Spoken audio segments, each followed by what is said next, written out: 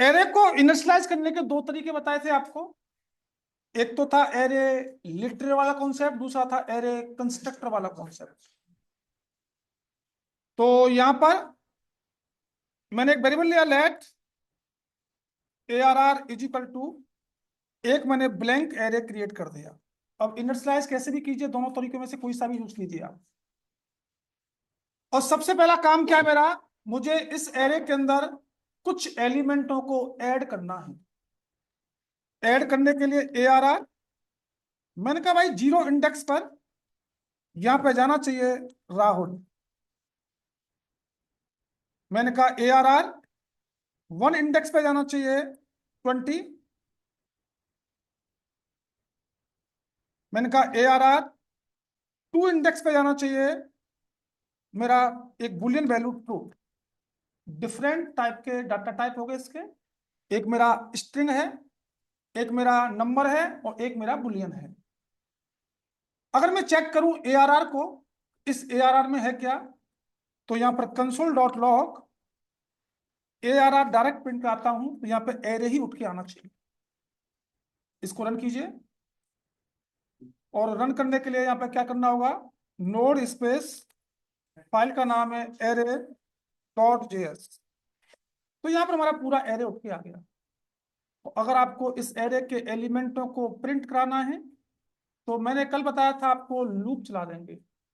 तो लूप चलाने के लिए आपके पास फॉर लूप था, मैंने फॉर, और फॉर में क्या कहा, where I is equal to, इसकी इंडेक्सिंग 0 से स्टार्ट होती है और I less than ARR dot, जहां तक लेंथ होगी वहां तक चलेगा। और मैंने कहा i plus plus console dot log, और हमने कहा ARR में जो आई की इंडेक्सिंग का जो लूप चल रहा है, इंडेक्सिंग 0 होगी तो पहला एलिमेंट, इंडेक्सिंग 1 होगी दूसरा एलिमेंट, जैसे जैसे इंडेक्सिंग बढ़ती जाए वैसे वैसे एरे के एलिमेंट डिस्प्ले होते रहे। तो यहाँ पर एरे के एलिमेंट डिस्प्ले हो रहे हैं हमारे। अब यहां पर आप चाहें तो कोई और एरे का एलिमेंट ऐड कीजिए ARR। मैंने कहा 3 इंडेक्सिंग पर मेरा 50 वैल्यू स्टोर हो, तो जहां तक उसकी लेंथ होगी वहीं तक आपका लूप चल रहा होगा, वहीं तक लूप चल रहा है। अगर आपको एरे के अंदर एलिमेंट ऐड करने हैं तो कुछ इस टाइप से आप एरे के एलिमेंटों को ऐड करा सकते हैं। यही तरीका होता है। इसको कमेंट करें, और मैं यहां पर एक एरे और बनाता हूं, let ARR is equal to, और इसके अंदर मैंने कुछ एरे के एलिमेंट इंसर्ट कराए, कंस्ट्रक्टर वाला एरे। तो न्यू और एरे, इसके अंदर मैंने कुछ वैल्यू डाली 10, 20, 5, 60, 90। हमारे 3 लूप और थे, एक था फॉर इन लूप, एक था हमारा फॉर ऑफ लूप, और एक था हमारा फॉर ईच लूप। तो हमने फॉर लूप के थ्रू इस एरे के एलिमेंटों को तो गेट किया। अब मैं फॉर इन लूप को देखना चाहता हूं, फॉर इन लूप क्या है। तो यहां पर हमने फॉर, मेरी टोटल वैल्यू किसमें है, ARR में, सॉरी, यहां पे एक वैल्यू लीजिए लेट आई इन, किसमें से, ARR में से। तो ये क्या करेगा, फॉर इन लूप क्या करेगा, इस ARR में से इस आई के अंदर इस एरे के एलिमेंटों की इंडेक्सिंग डालना होगा 1 बाई 1। पहले 10 की इंडेक्सिंग डाली होगी आई के अंदर, फिर 20 की इंडेक्सिंग डालेगा आई के अंदर। तो फॉर इन लूप का काम है एरे की इंडेक्सिंग को गेट करना। इस आई के अंदर जो क्या आ रहा होगा, इस एरे की इंडेक्सिंग आ रही होगी 0, 1, 2, 3, 4। और एक लूप होता है हमारा फॉर ऑफ।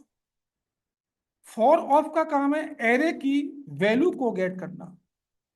तो जहां पर इन लगाया है हमने, वहां पर ऑफ लगाया। तो ये फॉर ऑफ लूप क्या करेगा, इस एरे में से पहले 10 को उठाकर किस में डालेगा, आई में, फिर 20 को उठाकर किस में डालेगा, आई में, फिर 5 को, 60 को, 90 को, ये 1 बाई 1 वैल्यू को उठाकर आई में डालना होगा, और आई यहां पर डिस्प्ले होगा। तो फॉर इन लूप का काम क्या होता है, एरे की इंडेक्सिंग गेट करना। और फॉर ऑफ लूप का काम क्या होता है, एरे की वैल्यू गेट करना। ये 2 लूप और है हमारे। लिखें जी इसको, क्या लिखना है,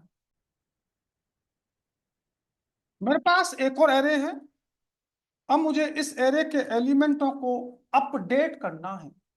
ऐड करना सीख लिया, अब हमें क्या करना है, अपडेट। अपडेट करने के लिए मैंने कहा जी ARR में जो टू इंडेक्सिंग पर क्या है 5, वहां पर 5 की जगह पर मेरा अमित सेट हो जाए।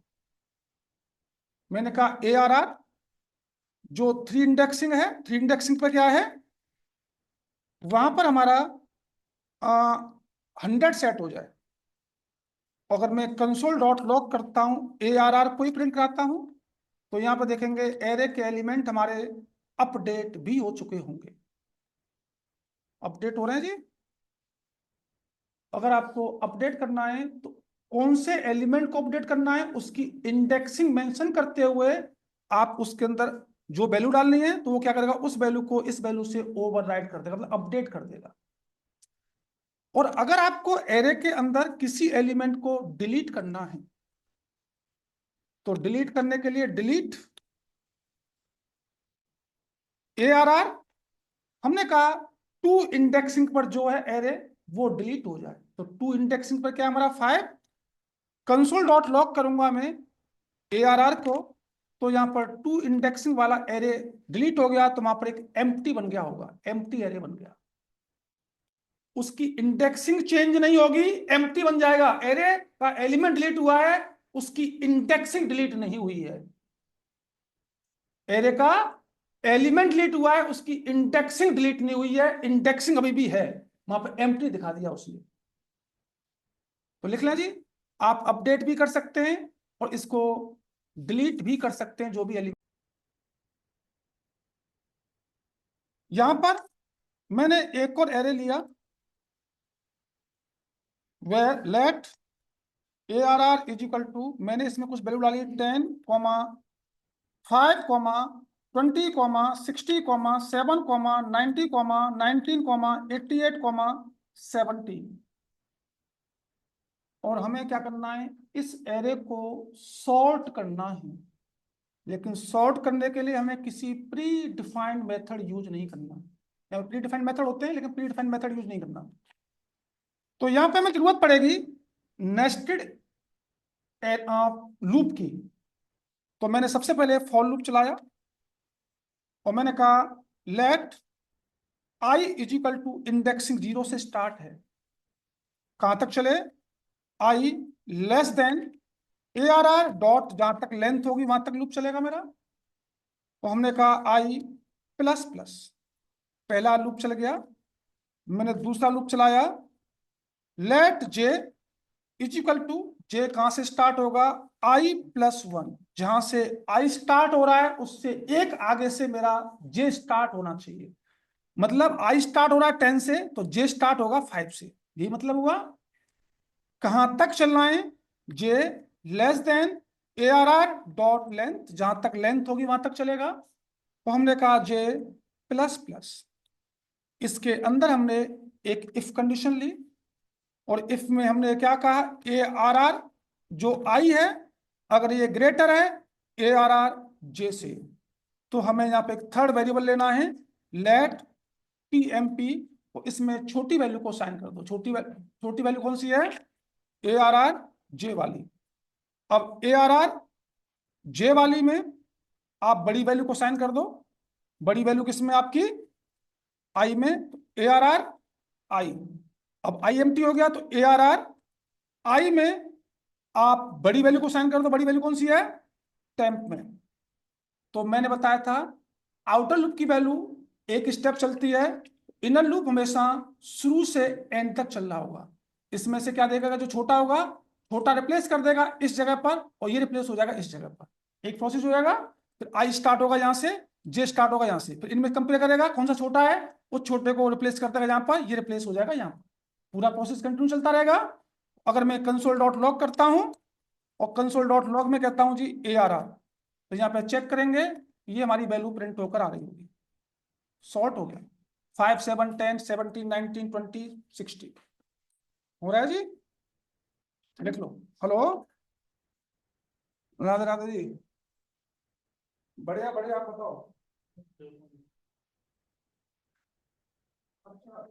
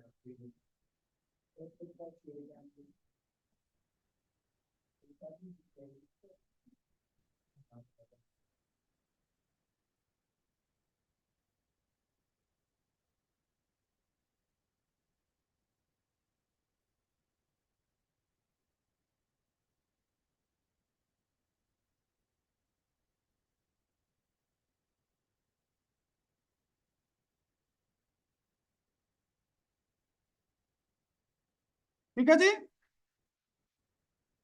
तो यहाँ पे हो क्या रहा है, जब आउटर लूप एक स्टेप बढ़ रहा है तो इनर लूप हमेशा शुरू से एंड तक चल रहा है। एक बार इसका ड्राई रन कर बंदा ही है क्या है, बंदी है ना। हाँ क्या कह रहे हैं, दिया, एक बार ड्राई रन। सुनिएगा। अब अब मेरा आई की वैल्यू 1 हुई। यहां पे एक एरे बनाओ लेट ए आर आर, और इस एरे में कुछ स्ट्रिंग वैल्यू को पास कराइए। अमित, सुमित, और यहां पे कर दो राहुल। और हमारा काम क्या है, हमारा काम है जी कि इस एरे को स्ट्रिंग में कन्वर्ट करना। अगर आपकी कहीं ऐसी नीड पड़ती है कि भाई कहीं एरे आ रहा है और उसको एज ए स्ट्रिंग डिस्प्ले कराना है, उसके लिए हम क्या करेंगे, यहाँ पे एक प्री डिफाइंड मेथड है, तो हम लिखेंगे लेट रिजल्ट, एक वेरिएबल लिया मैंने, इज इक्वल टू इस एरे में डॉट ज्वाइन मेथड।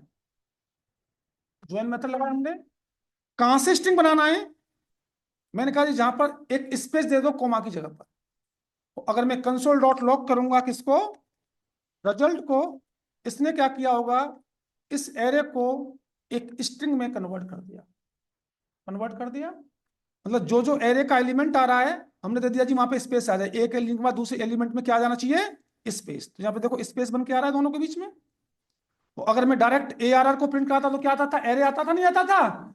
इस ज्वाइन मेथड ने क्या किया, जो एरे के अंदर जो भी वैल्यू थी उसको किस में कन्वर्ट कर दिया, स्ट्रिंग में। अगर मैं यहाँ पर और चेक कराऊंगा आपको, console dot log type of, किसका टाइप ऑफ, रिजल्ट का। तो यहाँ पर रिजल्ट का टाइप ऑफ पता करेंगे तो वो स्ट्रिंग ही आना चाहिए। आ रहा है स्ट्रिंग, स्ट्रिंग कन्वर्ट कर दिया। तो एरे के अंदर जो ज्वाइन मेथड होता है उसका काम क्या होता है, उसका काम होता है एरे के अंदर, एक होता हमारा पुश। पुश मेथड का काम क्या होता है, जैसे मेरे पास कोई एरे है और अगर मुझे इस एरे में लास्ट इंडेक्सिंग पर कुछ एरे के एलिमेंट ऐड करने हैं, उसी के लिए इन्होंने क्या बनाया, एरे पुश।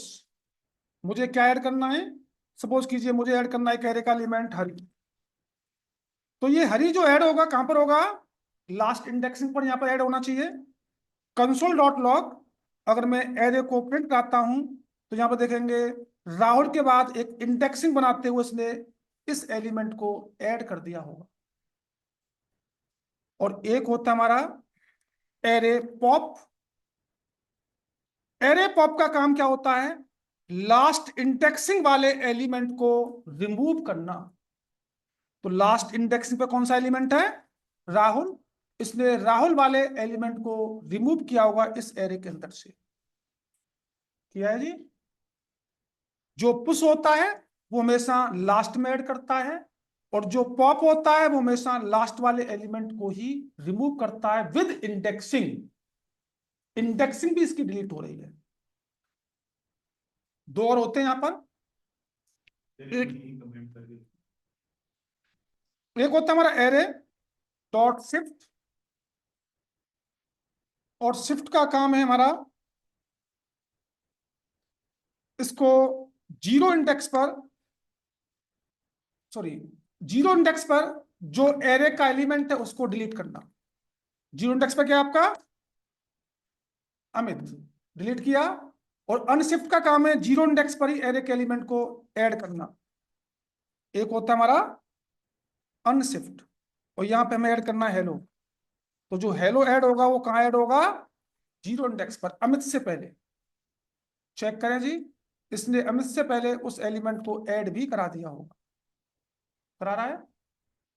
तो ये चार मेथड हमारे, और चार मेथड कौन कौन से हैं? एक तो ऑब्जेक्ट, एरे ऑब्जेक्ट क्या होते हैं हमारे? अगर मैं ऑब्जेक्ट की बात करूं, ऑब्जेक्ट क्या है? An object is a collection of properties and a property is a association between a name and A value. मतलब इस ऑब्जेक्ट के अंदर जो डाटा का कलेक्शन होता है वो एक प्रॉपर्टी, मतलब एक पेयर में होता है। और जो पेयर होता है वो किस फॉर्मेट में होता है? की और वैल्यू के पेयर में, या नेम और वैल्यू के पेयर में। जैसे राहुल, की का नाम, ये वैल्यू हो गई। सुमित, ये वैल्यू हो गई। ये वैल्यू हो गई टोटल, ये फंक्शन भी वैल्यू हो गई। ठीक है जी। इसी को क्या कहा गया है? ऑब्जेक्ट। अब हमारे जावास्क्रिप्ट में जो ऑब्जेक्ट होते हैं वो चार टाइप के होते हैं। एक होता है यूजर डिफाइंड ऑब्जेक्ट, एक होता है नेटिव ऑब्जेक्ट, एक होता है होस्ट ऑब्जेक्ट, और एक होता है document object. User defined object, कोई भी काम कर रहे हैं आप, यूजर खुद डिफाइन कर रहा है उसका ऑब्जेक्ट, उसी को हम क्या कहेंगे? User defined object. Native object जो प्री डिफाइंड हैं, जैसे डेट के हुए, मैथमेटिक्स के हुए, प्री डिफाइंड जो भी है वो हमारे क्या होते हैं? नेटिव ऑब्जेक्ट होते हैं। होस्ट ऑब्जेक्ट, होस्ट का मतलब जैसे विंडोज के हमारे कोई ऑब्जेक्ट हैं, नेविगेटर के कोई ऑब्जेक्ट हैं, इनको इन्वायरमेंट के कोई ऑब्जेक्ट हैं, उनको क्या कहेंगे? वो हमारे होस्ट ऑब्जेक्ट होते हैं। बता रहा है these object are not specify as part of the JavaScript language. वो जावास्क्रिप्ट लैंग्वेज के अंदर उसका पार्ट नहीं है, but that are support by most most host environment. जैसे ब्राउजर लाइक विंडोज होते हैं, नेविगेटर होते हैं, जैसे हमने लिखा था ना console dot log, window document dot right, ये हमारे कौन से हो गए? होस्ट ऑब्जेक्ट हो गए। एक होते हैं डॉक्यूमेंट ऑब्जेक्ट जो डॉम को द्वारा क्रिएट किए जाते हैं, उनको हम कहते हैं डॉक्यूमेंट ऑब्जेक्ट। तो आपके यहां पर चार टाइप के ही ऑब्जेक्ट मिलेंगे। जैसे एरे हमारा दो टाइप के से था, ऐसी ऑब्जेक्ट को हम दो तरीके से यूज करेंगे। एक तो होगा हमारा यूजिंग ऑब्जेक्ट लिटरल वाला कॉन्सेप्ट, और दूसरा होगा हमारा यूजिंग ऑब्जेक्ट कंस्ट्रक्टर वाला कॉन्सेप्ट। दो तरीके से भी यहां पर ऑब्जेक्ट को इनिशियलाइज करेंगे। कैसे इनिशियलाइज करते हैं जी? आइए। तो जब कभी भी आपको ऑब्जेक्ट बनाना है तो लेट ओ बी जे ही नाम ले लिया, कर ली ओपन, कर ली क्लोज। ये तो कौन सा कॉन्सेप्ट हो गया? यूजिंग एरे लिटरल वाला कॉन्सेप्ट, ये वाला। इसको कॉपी किया और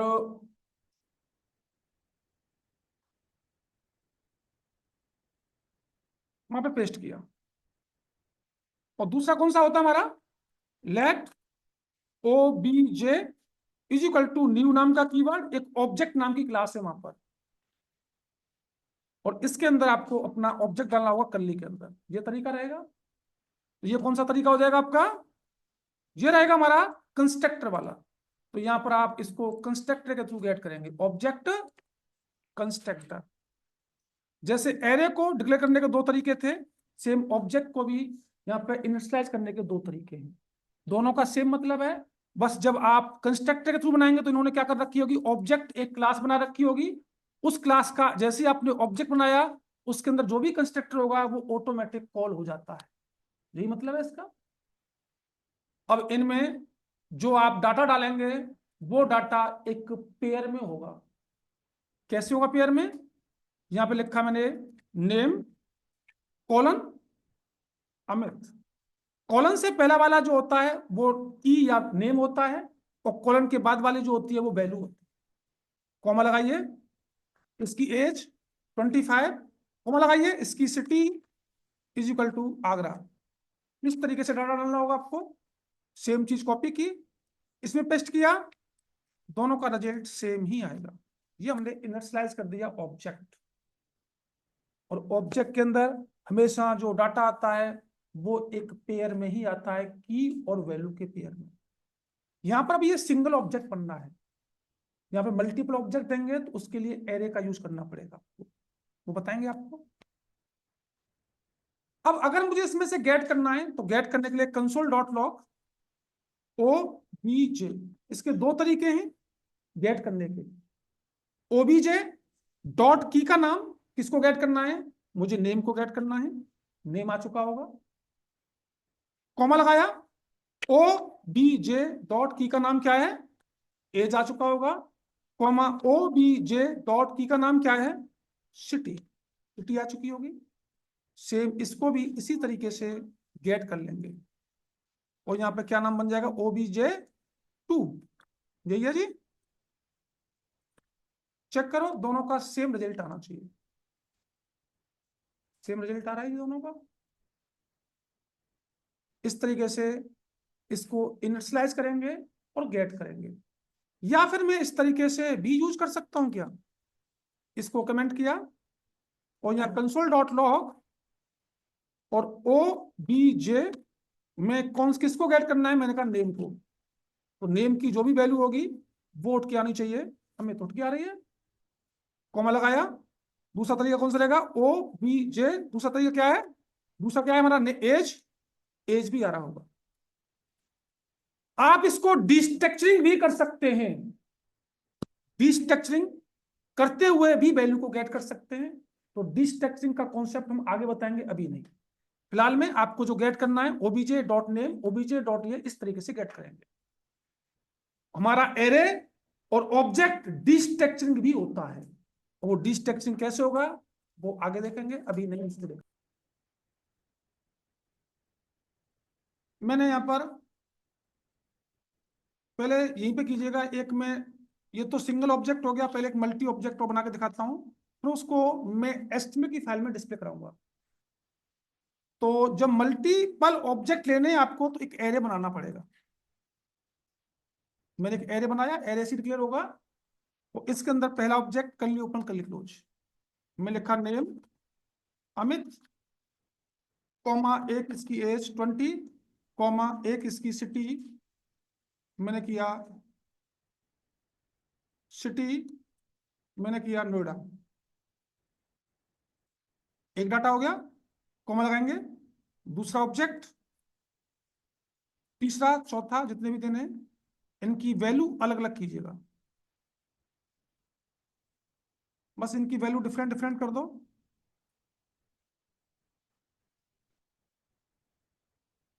अब मुझे क्या करना है, जब ये एरे के अंदर है इसकी इंडेक्सिंग 0 होगी, इसकी इंडेक्सिंग 1 होगी, इसकी इंडेक्सिंग 2 होगी, इसकी इंडेक्सिंग यही होनी चाहिए। चेक करते हैं, तो यहां पर अगर मुझे इस वाले को गेट करना है तो यहां रखूंगा कंसोल डॉट लॉग OBJ के अंदर, तो सब कुछ उठ के आ रहा होगा, चेक करें, जैसे था पूरा का पूरा उठ के आना चाहिए OBJ में। इसको सेव करें, एक बार और रन करें, पूरा उठ के आ रहा है।